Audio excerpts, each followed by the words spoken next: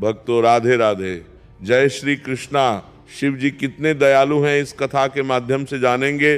एक गांव में एक किसान अपने 4 बेटों के साथ रहता था।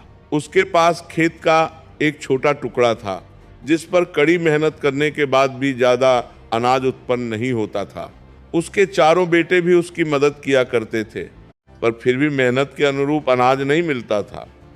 पर जो भी उगता था उसे बेचकर जो पैसे मिलते उनसे घर चलाना मुश्किल था। इसलिए वह दूसरों के खेतों में भी काम किया करता था जिससे घर आसानी से चल सके।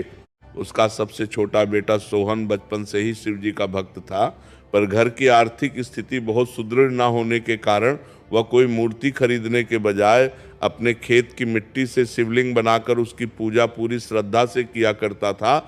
खेत में काम करना हो या फिर कहीं और, वो निरंतर शिव नाम का जाप किया करता था। उसकी श्रद्धा को देखकर शिव जी ने प्रसन्न होकर उसे एक वरदान देने का निश्चय किया, पर उससे पहले वे उसकी ईमानदारी की परीक्षा लेना चाहते थे। इसलिए उन्होंने उसके खेत में कुछ सोने के सिक्के बिखेर दिए और उसकी प्रतिक्रिया जानने के लिए अपनी शक्ति से कुछ ऐसा कर दिया कि सिक्के केवल उसे ही दिखाई दें। वो सुबह जब खेत में आया तब सिक्के देखकर आश्चर्यचकित रह गया, पर उन सिक्कों को हाथ नहीं लगाया और शिवजी का नाम जपता हुआ अपने काम में लग गया। उस रात शिवजी उसके सपने में आए और उन सिक्कों को हाथ न लगाने का कारण पूछा। तब उसने कहा कि प्रभु, आपकी कृपा से मेहनत के फल स्वरूप खाने भर को अनाज मिल जाता है और मेरे मन में सोने चांदी की लालच नहीं है, और जिस वस्तु की मुझे आवश्यकता नहीं होती मैं उसे हाथ नहीं लगाता। शिवजी उसकी भक्ति से तो पहले ही प्रसन्न थे, अब उसकी ईमानदारी से भी प्रभावित हो चुके थे और उससे एक वरदान मांगने को कहा। उसने कहा, प्रभु, मैं केवल इतना चाहता हूं कि जिस पंडिका को आपका स्वरूप मानकर पूजता हूं, आप उसमें विराजमान हो जाए ताकि मैं साक्षात आपकी सेवा कर सकूं। शिव जी तथास्तु कहकर चले गए।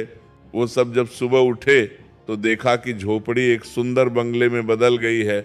घर के उस कोने में जहां सोहन पूजा किया करता था वहां एक सुंदर मंदिर बन गया है। ये सब देखा तब सोहन ने सबको अपने सपने के बारे में बताया। तब सब ने हर हर महादेव के घोष के साथ गांव में भंडारा करने का निश्चय किया। भक्तों के निश्चल भक्ति के आगे ईश्वर को भी झुकना पड़ता है। इसी तरह के कथा सुनने के लिए चैनल को सब्सक्राइब करके बेल आइकन दबा लीजिए ताकि इसी तरह की कथाएं आपको मिलती रहे। जय श्री कृष्णा, राधे राधे। भक्तों,